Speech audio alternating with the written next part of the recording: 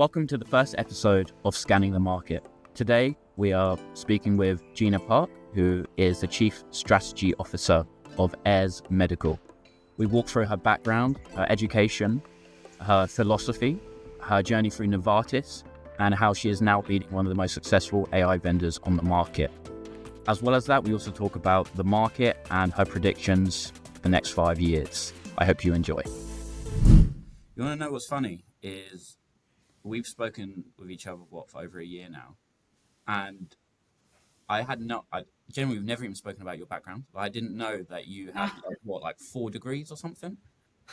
No, Like what? no, I don't have 4 degrees. Like, how long were you at university for?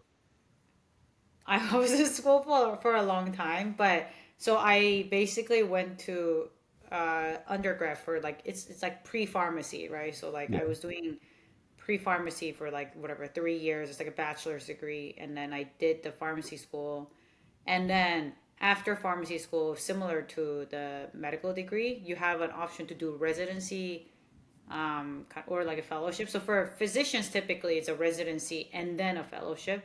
Yeah. In pharmacy world, you can do either or.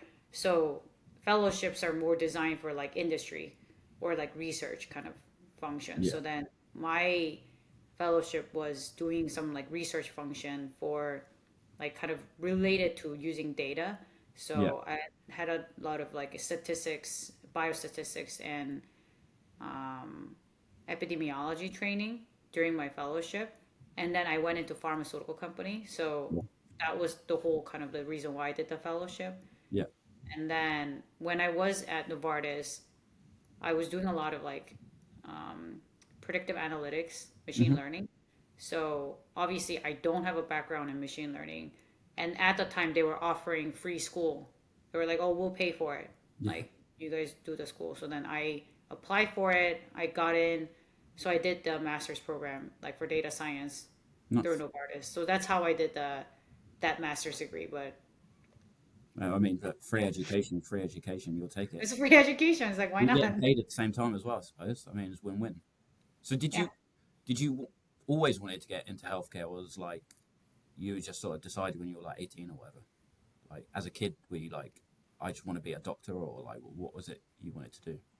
I think I decided that when I was in high school. Yeah. But also in high school, I thought I was going to be a researcher, to be honest with you. Sure. I always excelled in like math and science. But then when I got to college, I realized that math is not the math that you think. It's very theoretical in college. Yeah. And so in high school, I kind of thought that it's possible for me to go to like science or healthcare field. And then when I came to undergrad, I realized that like the science field is also very technical, Yeah. and I like more of like a practical application. So then I was like, okay, I'm just gonna do healthcare. So then that's why I decided to do the pre-pharmacy basically, and then that degree can be used for going into other medical field too. But Yeah. I just decided, you know what, I'm just gonna do pharmacy. And even within pharmacy, I knew I was not gonna be a pharmacist. Yeah. I always thought that I would do something different that is applying pharmacy. Yeah. So then, even when I was in pharmacy school, I worked in payer Yeah. setting, meaning like I was at insurance companies and Hmm. etc. So then that kind of like put me towards the non-traditional pathway. Yeah. Yeah. Yeah. I mean, it's a pretty interesting background because there's not many people, at least that I know of, that have like data, the regulatory side from like being at the FDA, the research side from school, um, and obviously with Novartis. So I guess I mean, I imagine it's giving you like this more like, I don't know, like holistic view to business because you know it from every angle. Whereas if someone comes in and, they're a radiographer and then they go into a clinical specialist and then they go into sales, they only know like one lane. Whereas I suppose I mean, it's probably the reason why you are where you are now, right? It's more of a in-depth background, I suppose. Yeah, and I think honestly, working at pharma and doing a lot of negotiation with payers Yeah. did help me understand like healthcare system, because once you understand the money flow, you can understand the healthcare, in my Yeah. personal opinion. So, like when you work in pharmaceutical company where you're negotiating with payers, hospitals, and then you see where the money flows, Yeah. then you get how the system's built. So definitely that helped a lot. And then honestly, I think the timing was really good too because back when I started at Novartis, which is almost over 10 years ago, back then data was just beginning to be a thing. And Hmm. so I was at the right time, like right place where I was using data initially to negotiate with payers. And then eventually I was in a role where I used the data to send out commercial sales team into the Yeah. right like accounts. And so I never thought that my role was going to evolve beyond research, to be honest with you. Yeah. But the data kind of like helped me be able to expand. Okay. Well, I think right time, right place is probably a pretty good segue because you've only been at AIRS what just over 2 years now, right? Yeah, two Um, years. and I think what's that, 2023? That's probably when the AI market, at least in radiology, was starting to mature a little bit. Yeah, Like, yeah. not to say that it wasn't like a slog then, you're having to fight your way through, but I guess if you were to have joined 2020, 2021, when you had like, I don't know who was big then, the ADOCs, the Adences of the world, companies like that, Hmm. um, feels like you probably caught the updrift a little bit. So this is what I did. I think what you have to understand is that when I went to Komodo, for example, so I switched from Novartis to Komodo, and the trigger behind that was that I wanted to do more data. So like I was actually the first one at Novartis, for example, to suggest to Novartis that we should link up all the real world data to clinical trial data Yeah. and then start to like understand what patterns people are actually having, like what's the behavior in the clinical setting, like a real world setting. And then is there any like correlation in like human behavior and that impacts like outcome of a patient. So Hmm. like I was the first one who was pitching that, and that when Novartis was not interested, I knew that other companies would be interested in this. So that's why I jumped to Komodo, because at the time Komodo had this type of technology or like ability to do it. So Hmm. that when I went to Komodo, I basically built out their entire research function, like a commercially. And then I started like pitching these type of projects to other pharma customers. So I was doing that and then doing a lot of like advanced analytics. And then after that, obviously the whole AI, the ChatGPT boom came. Yeah. Everyone was talking about ChatGPT. So then I also brought up this idea to Komodo that we need to build something like this where someone asks a question in a chat, and then we have the data, we have the analytics. We should just be able to automate the entire process and have a bot do all the analytics, do an output to a customer. Yeah. So I also built that prototype for at Komodo, and at the time I couldn't get the buy-in to get that project running. And I actually seen that recently they released a product that is Well, like that, which is great for them. yeah. But at the time I was just like, I had this thing for like AI and I wanted to do it. But so like when I found AIRS, I was like, so basically at the time when I got into AIRS, I quit my job at Komodo because I Yeah. was looking for AI opportunity. So I quit that job, and then that was Friday, and then the week after I started my interview with AIRS, and then they basically gave me an offer within like a week. So then I started right away. Yeah. Um, and I took a huge pay cut too. I think it was about 25% pay cut to go to AIRS at the Hmm. time. But for me, it was like the opportunity was more important than the money at the time, Yeah. and I knew that I could always show my like value and then be able to get more money anyway. Yeah. So it wasn't like a, I don't know, jump. It was like a adventurous jump, but I think for me, I knew it was the time and I should have just like jumped now. So anyways, that was kind of like a bold decision on my end, but yeah. And you know, since I've known you, every time we speak, you're always customer facing. You're always at different sites. You know, you're traveling Mhm. a lot. We were speaking before this. You're involved in most of the sales processes, demos, whatever it is. How big of a jump was it from doing research and behind the scenes stuff to then having to be put in front of radiologists in a market? I guess you probably didn't know too much about radiology, or I mean MRI even. Um, Mm, how big was yeah. that learning curve? So thankfully, this is what I'm very, very thankful to Komodo for, is that I basically told the CEO when I first joined, because I knew the CEO, Komodo CEO, I told him, hey, like, bring me into your commercial analytics team. Hmm. I will build out the entire research function myself. So I was N of one and I came in and I started doing commercial analytics as I was building out the research analytics. So I built out the entire consulting team there. Yeah. And then I started hiring all the sales with someone that I used to work with, like Ivy, and basically build out the sales, build out the kind of started to build out the CS team as well. And so I had that experience at Komodo, thankfully. Yeah. So when I came to AIRS, building out the team, doing customer, all that was not a new thing at that point because I've already done it. Yeah. And also sales, in my personal opinion, even in research, you have to do sales because Sure. I was pitching research projects that are like big in scale. And I have to get the buy in from the top about why this matters. Yeah. And I was always about tying research into real, like real commercial, like, you know what I mean, the Yeah. output. Yeah. Yeah. So I was always a very like practical researcher, and that really translated like a lot of it in my personal opinion. Every job is a sales job. Yes. Yeah. So it's Always. about just like switching your like reframing your skills into like different industry. I think is like how Yeah. I always think about it. But yeah, when I came to airs, like being in front of compute like customers was not a thing, and even with MRI, I was never afraid of it because I have learned like I said, deep learning, like Yeah. machine learning. Like I know that I can learn it, Yeah. and so I've never been scared of being in front of customers. And then also my CS team knows that I ask a lot of questions. I absorb information very quickly. Hmm. So I would study a lot outside of work too to like understand how MRI works and all that. But um, yeah, my personal belief is that like I can go into any sector and I can like learn it. That's just my personal belief. Yeah. I mean, I think if you have that sort of growth mindset and you're open to learning, you see people, especially from our side, we see people who join a company that's so wildly different to what they've done before.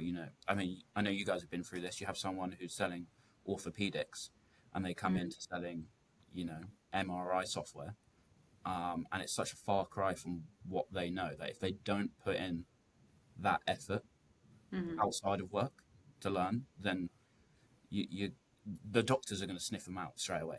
Like, Right. Right. if they have to be able to speak at a doctor's level, and if Oh, 100%. you're Yeah. not putting in that effort, um, Yes. I mean, the reality is that no one wants to talk to, uh, I don't want to say dumb sales, but like, I think if sales don't know enough, yeah, then people are not going to respect them.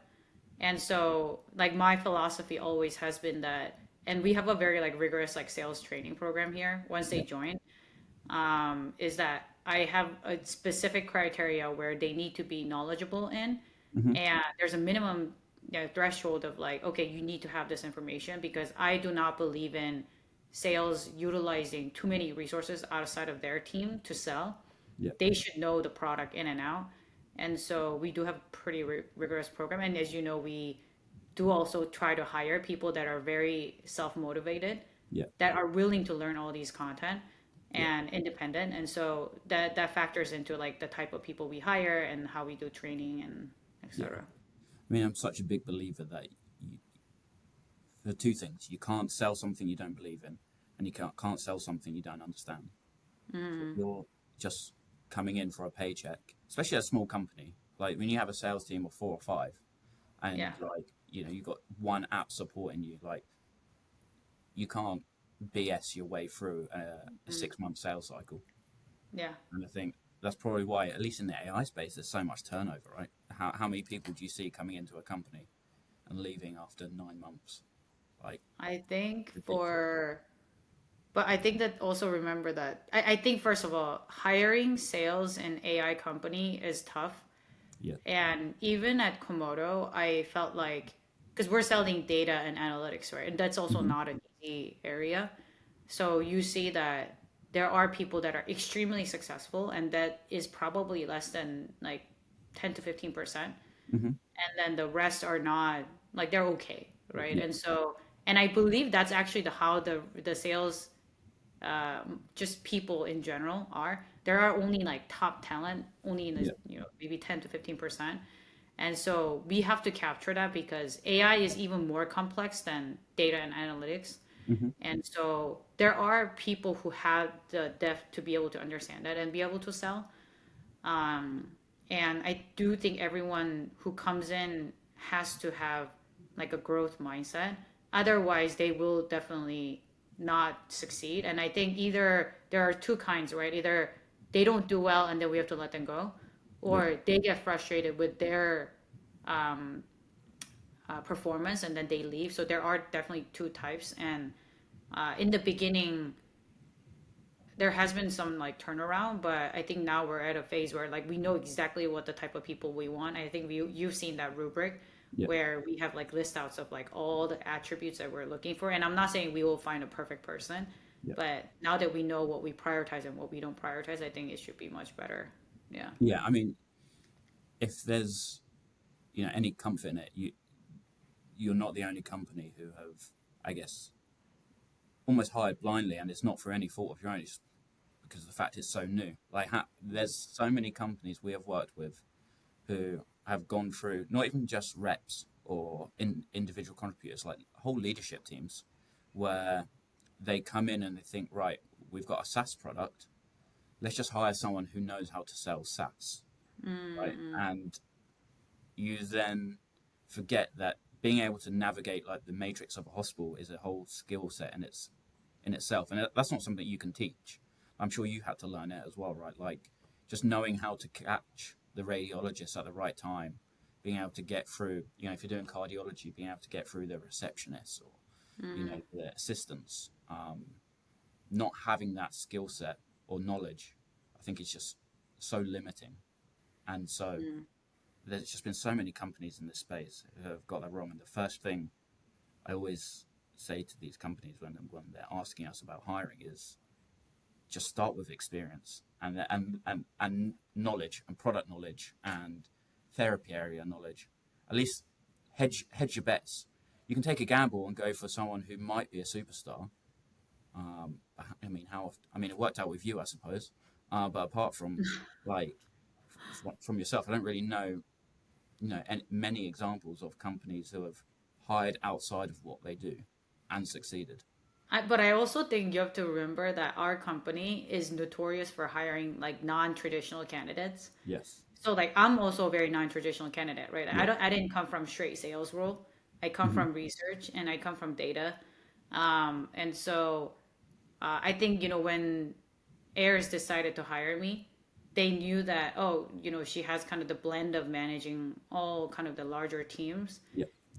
But I don't come from traditional. And actually they prefer people like that, Yeah. where we like people that are very like versatile because the company is continuing to evolve. Mm. You can imagine even like when I first joined 2 years ago, I was the seventh person, Yeah. and now we're approaching like 25.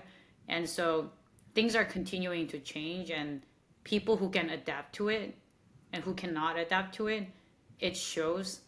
And Yeah. so for us, it's like what we've seen is that adaptability and organization is like two key factors in like who we hire, because in the midst of all the startup chaos, if you're organized, then you will organize yourself and then figure out a path forward.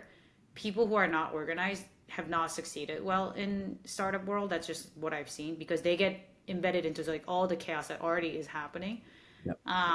And then adaptability is like a huge thing, right? If they can't adapt to things that are changing all the time, and the job responsibility, sometimes reorg continues to happen because we have to continue to optimize the team because we have a very small team, right? And Yeah. so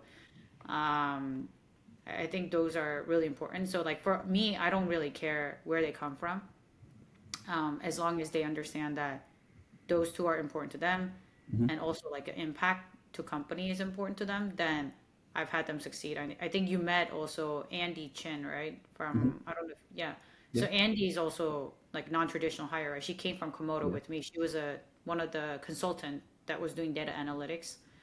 But she's extremely organized, very bright, She's willing to learn stuff. She's, she knows where the boundaries of like where her strengths lie and then where her limitation is.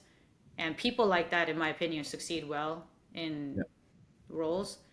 And so those are the type of people that we try to find.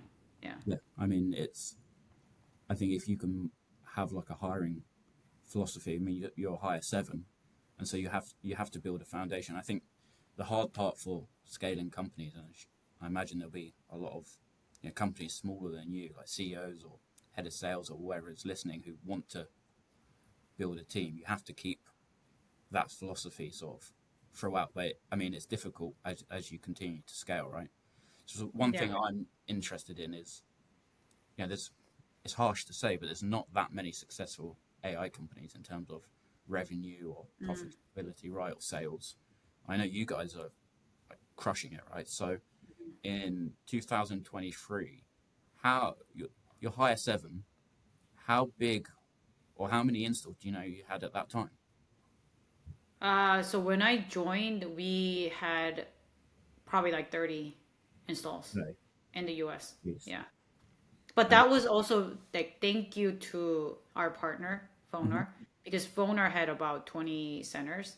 sure. And so they pulled in that and then they also believed in our product. So we had a tremendous growth in the first year. So like 2023 January was the first time I believe we had, team members. And by the time I joined 2023 October, I think we had about, yeah, I think 30 like installations. Mhm. But yeah, the year after we grew like three times. Nice. So yeah, I Cheers. think in 2024, I think we added like 150, 140, 50 sites. So Um, then, to keep up that demand, what was or how did you decide to structure the team, and what did you feel was important in terms of roles and priorities? to be honest, I will say this. I think everyone who was there at the time, so like by the end of 2023, like I said, there was seven people. 2024, it was probably like 12, 15 people. But what I did is I also try to hire really solid leadership. Hmm. And I put people in the leadership position who is willing to like go above and beyond even before the people below have to work hard. So as an example, like I I would rather work harder and sacrifice myself to make the ends meet before I am ready to like bring on another person to like Yeah. fill that gap. So, and every one of the ones who are in the director role were like that. And Hmm. so we never scaled unless we were 100% certain that there was enough work for another person. Yeah. So I think all the directors, all the leadership just like sacrifice themselves, and work weekends or whatever is needed to get stuff done until there's at least a one person work available. Then we would hire. So we never scaled like, oh, this is what's gonna happen. Let's bet on that and let's hire. It was always about let's like sacrifice first and then see what happens and then let's bring on more and more and more because Yeah. at the time it was not predictable, right? Because when you're in the beginning stages, it's not predictable. So we kind of had to sacrifice ourselves. And then now that we have deals that are in more stable phases and then we know the deals that are coming in, then we can kind of predict it the future and be like start to hire in advance. But at the time we didn't do that at all. Yeah. Sure. Yeah. I mean, you're never gonna get it right the first time, 100%. I mean, we all wish we could. Yeah, but Um, also like you have to remember all the people, like myself included, the directors, we were all just like doing what we can, and there was nothing about because we are this title, we're not gonna do this. yeah. So like directors at the time, they were traveling almost like 100%. Yeah. Like I was, this may sound like a crazy story, but I wanted to do a mailing system, like a mail out the brochure. So I used to do it at home myself, Yeah. like on the weekends. It was just like my husband and I put Yeah. all the stamps together and like send it out. Personally, I think you have to do it that way. And the reason why we're successful today and we're like financially we're good is because there have been sacrifices made and we never invested in something that we didn't think it worked out. So even for me, why I did that whole mailing campaign myself is because I wasn't gonna have my company pay for it unless I see that this is actually working. Yeah. So a lot of my team kind of functions in that mentality of like, we act like we're the company owners, and we're not gonna do stuff that is gonna doesn't make sense for the company. Yeah. So we kind of like operate in that mindset, and finding people like that I think is critical. Yeah. It's so important. Whenever I, you know, whether it's you guys or startups in general, whenever we're selling the ethos of the company, it's always everyone is on the same ship and rowing in the same direction. Mm. And if you're not part of that journey, or you don't want to be part of that journey, then you're quickly going to be found out. And I think you're right. You have to act like you own the company, and you have to Mm. care that if you're working. And it's no offense to any of these guys, but if you're working for a G or a Philips, you do that mailing work on the weekend. It might have a little bit of an impact, but the reality is you're not going to be recognised for it. Um, Mm. so it is a gamble. Um, But I also think those type of people end up leaving, because even for me, I have always been this type of person.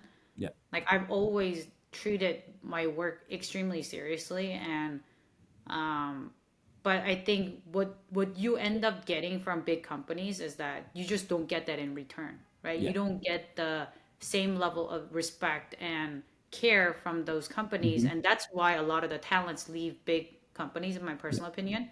So when you can make way bigger impact in a smaller company, and you see that care, all the care, that ownership that gets returned to you, Yeah. then you're like, okay, well, I'd rather stay at smaller companies. And so I think that happens with a lot of people that are here Hmm. as well.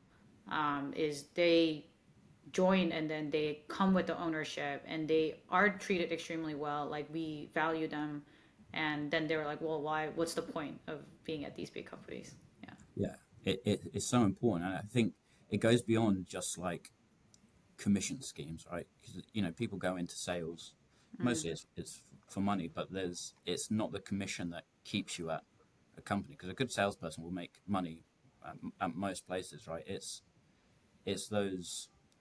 I think even just being recognized. If I'm working at AIRS and the CSO took time out of the day to thank me for doing something that I didn't need to do, it's those Mm. little sort of moments of appreciation. I think that is actually probably quite underrated, Yeah. and a lot of people actually appreciate it.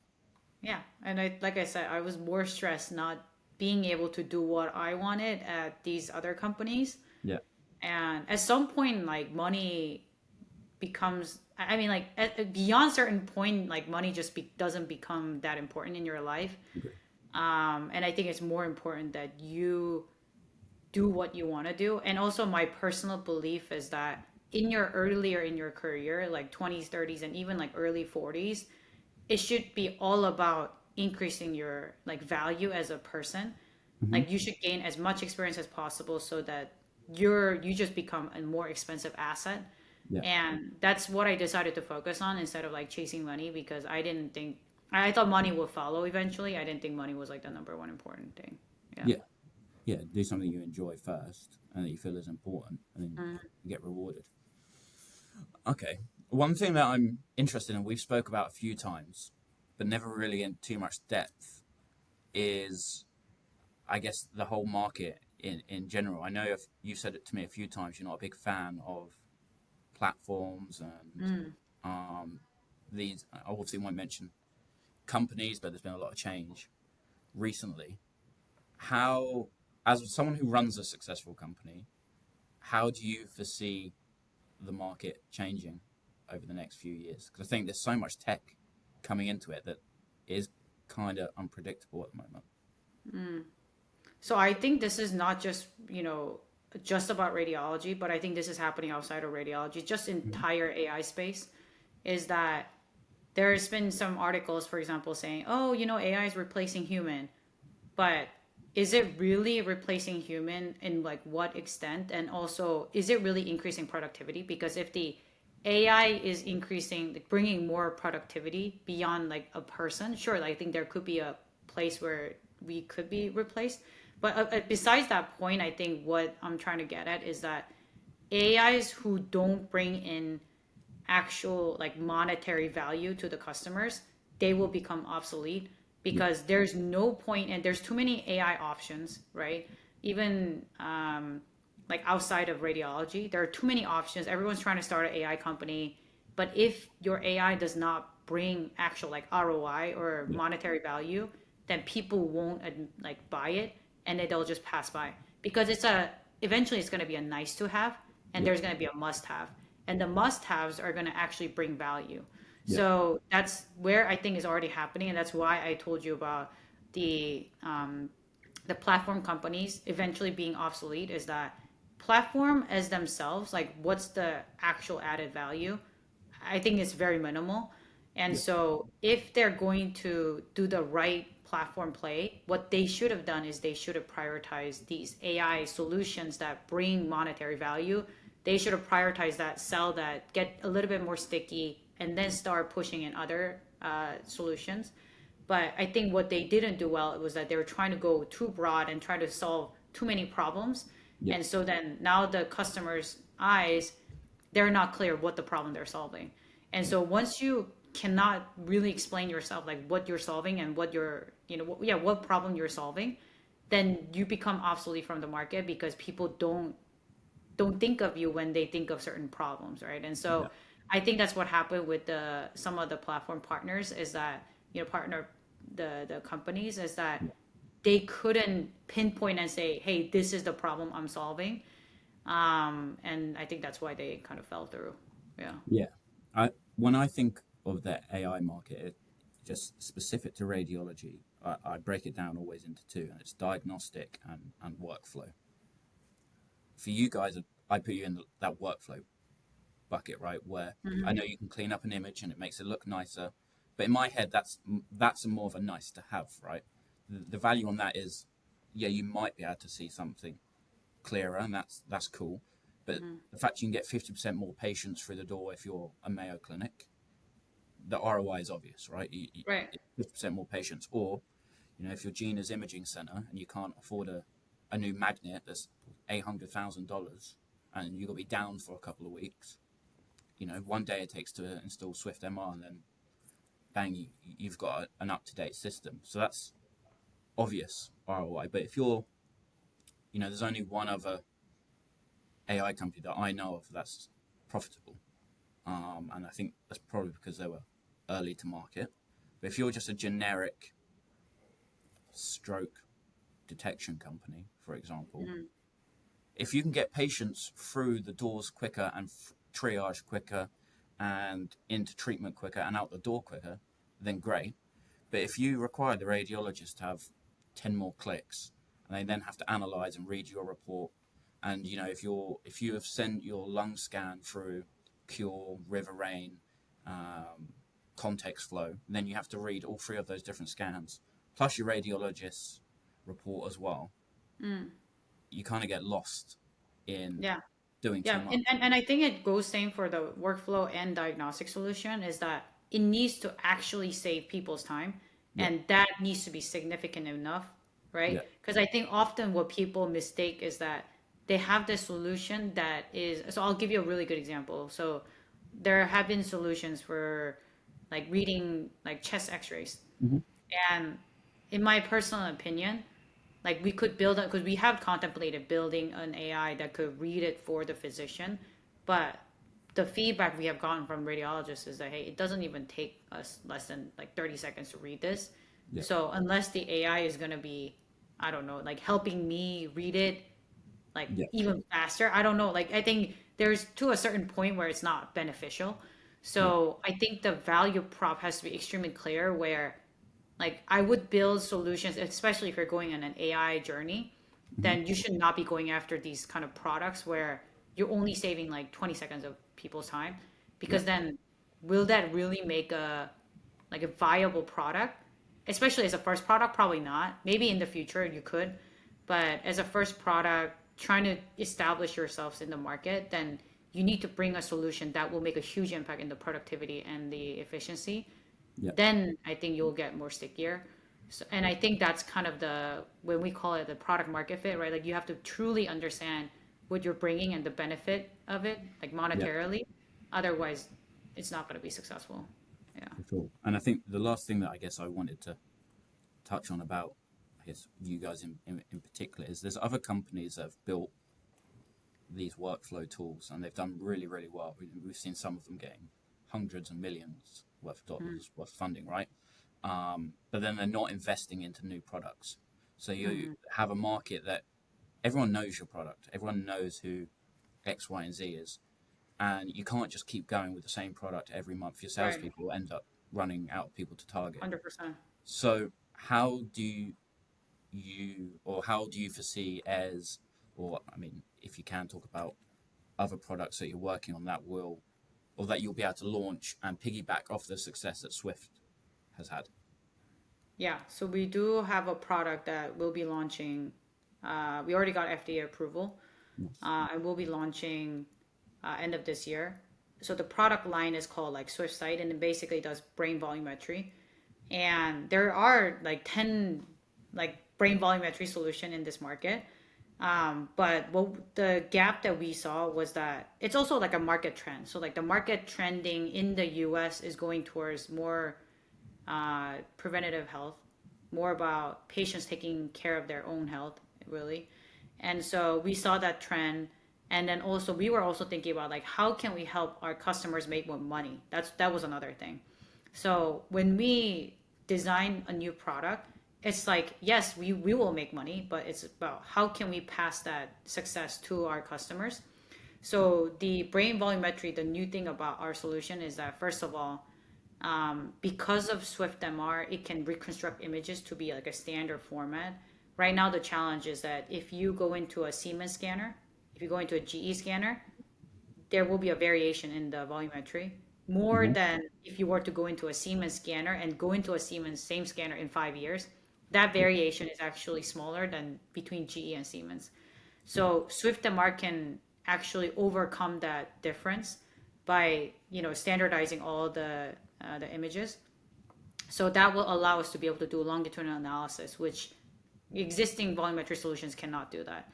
So we thought of a solution that will go well with SwiftMR first of all, and also kind of going with the market trend, and Yeah. then the product also enables our customers to do cash revenue, basically Yeah. generate additional cash revenue by having this customer, the patients come in and do brain scan and be able to like track their brain volume over time.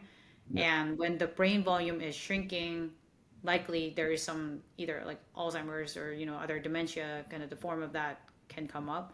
Mm-hmm. And so we are thinking about basically expanding in this market where helping imaging centers make more money and also helping patients to be able to like monitor their health like over time. Yeah. So those are kind of like the new set of products that will come out in the next like 2 years, basically. Nice. Awesome. Well, I mean, it's a it's not a sad reality, but I think if you build a product with ROI and cash sort of at the forefront, then it's a product that will likely work, and then ultimately will then benefit patients. And as much as we'd love to build a product around patients first, you know, hospitals have to make money. They have to pay their Yeah, yeah. bills. And but I But think our goal always has been that as Swift and Mark gets more adopted throughout, things are just gonna get cheaper because now we can do it at a faster speed. And mm-hmm. so I think also the reason why we're going into this preventative space is that even with whole body, by the way, you can do instead of like a 1 hour scan, you can do it in 30 minutes. Yeah. That should help bring down the cost and make it more accessible to the patients. And Yeah. so that's always our end goal is to get more like available to the patients. And so us being able to kind of work from the protocol designing phase to the actual product and the implementation, I think is going to help us a lot in bringing these type of products to market. Sure. Okay. Well, two final things. When you scan the market and you look 5 years ahead in the future, quick prediction, what do you foresee happening? Uh, like I said, I think there's still a lot of AI companies that are lingering around that are making not an impact. I do think in the next 2 years, there will be winners and losers. Kind of like back in, before 2000s, there were a lot of internet companies and Oh then yeah. some died out, some survived. And so I definitely do expect to see that. And then in 5 years, I do think there will be a lot more robotics. So we are actually starting to invest in robotics as well. Yeah. But I do think a lot more AI softwares working on robotics will Hmm. probably appear. And so we'll see more of that type of world too. Yeah, I mean, if you're going to see the intuitive and the Zimmer biomets in 5 years' time, or equivalent companies. You got companies like MMI and Moon, and then you guys as well, right? I mean, it's if you look and see just how quickly the market has changed in the last 6 months with like foundational AI, for example, right? The whole market could be wiped out with one new development. We just don't know about it. Google could come in and take over the entire market, right? You just don't know. Um, But also, I think people are changing too. yeah. So, like, just, that's just about more of the AI company landscape. Hmm. But someone recently told me that there are people before people who went to school basically before the COVID era and people who went to school after COVID Mm. era are very different. And by what they mean by that is that people who went to school after COVID, they had a lot more exposure to ChatGPT and Yeah. AI, and like AI, ChatGPT helping them with homework and all that. And so the people who've been going to school before that era has has this thing where like even when I make slides, I am very intentional in like what I Yeah. show and what I'm trying to deliver. And I think that critical thinking, I think, has disappeared a lot with the introduction of the ChatGPT and the Yeah. AI. And so I also think that you'll see that kind of the diversion in people as well. The Yeah. people who will be continuing to be successful are people who are doing the critical thinking and being very intentional about like what they're doing, even today in their career Yeah. or even in the future. And I think it's really important that people develop the critical thinking. Otherwise, they will be consumed by AI and they won't have the ability to think for themselves. Yeah. So I do think that you'll see that diversion in people as There well. is an over reliance. I mean, I get angry at ChatGPT all the time, and I take a step back and I was like, what am I doing with my life? No, but I do think it's a great assistance, Yeah. and it does make you a lot more productive. But Yeah. I think there are times that it's better for you to think on things, Yeah. and there are small tasks that ChatGPT can help you, and Hmm. that will make you more productive. But drawing a line between that, I think is important. Yeah, for Yeah. sure. Okay. And then lastly, something that we're going to be doing is each guest is going to ask the next guest a question. It could be anything. It could be, what's your favorite cookie? What's your favorite beer? Where are you going on holiday next? Um, I'm going to ask you, where are you going on holiday next? Firstly, because you're the first guest. Holiday. You don't take vacation. You just I fly. don't. I don't. To be honest with you, uh, this is probably more of an answer that you didn't expect, but I don't really take vacation as of now. And the reason behind that is that I am a believer of being a very dependable leader. Sure. And I want my team to take vacation. Yep. And I'm very happy seeing that, but I really don't take a lot of vacation because I want them to take vacations and be like have a happier life. And I want to be dependable, meaning like when my team reaches out to me, I'm accessible, I will respond. At the moment today, that is more important to me. Sure. It may change in a couple of years, but that's just how it is because I'm in that still a team building phase, so that's Yeah. just like who I'm trying to be. Um, but so I That, apologize. that, I don't that's have a good probably a better answer. answer than I could have. You could have said the farmers. I'm saying, oh, well, that would have been great. But now you've given a nice inspirational message for people out there. Uh, Um, and yeah, what question would you have for the next guest? Could be anything. anything. Any, anything. Mm, I think this might be a tough one, Hmm. but I think recently what I've been thinking a lot about is just like um like where will the next market be? Like for example, it's all known that always US has been the biggest market. Yep. And I think that the new, like the politics in general, are shaping like markets to be slightly different than before. Yep. So I think I'd be curious to just like hear from other people, like what is their best performing market outside of US? Hmm. Like where are they performing the best, and why do you think that is the reason? I think that would be most interesting to hear. Interesting. I don't want to give an answer, but the market that I've seen a lot is the incidental findings market in a lot of the underdeveloped countries. That's booming right now. The companies doing like a Cure AI, for example, their big one. They're doing incidental like lung nodule findings in South America, in Africa, in Asia, and that's like blowing up. Yeah. Anyway, Yeah. that's my answer. Yeah. We'll No, ask the we next I question. think finding like a right niche in like right market is really critical. Hmm. And I think we've been surprised by being in like Latin America too. Yep. So that's why I'm kind of curious what other people's experience has been. Awesome. All right. Well, I appreciate you taking your time, and It was fun look, chatting with you as yeah, always. it has been fun. I've never just sat and obviously we've met at conferences and we text probably every few days, but like I never just sat and spoke about what you think. So it's been nice. I But appreciate is anything surprising to you? It shouldn't be. it. No, but I didn't. I should have realized how hard you worked when you were on a video call at 4:30 in the morning when you were in Korea, and I didn't then think much more about it. Um, Mm. so yeah, that was a little surprising to me. But then Mm. you look at where you are now. No, but I personally believe that people at the top should be working the hardest. Agree? Yeah. I don't believe in that. And like also the organization we have here is very performance driven. Hmm. And I'm not even the person who gets paid the most.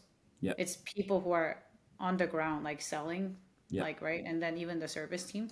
So I am a believer that I take care of those people who are out there and doing a ton of work. Yeah. And even with the service organization, um, I even negotiated that I will give up my like portion of my incentive to give it to service, and I will Hmm. just give that up. And it's more important to me that they are happy here, because then it makes my job easier. Yes, it does. So it's all about, yeah. Cool. All right. Well, I appreciate you coming on, and look Fun forward to chatting with continue you. working with you. Yeah. Cool. Cheers. Okay. Bye.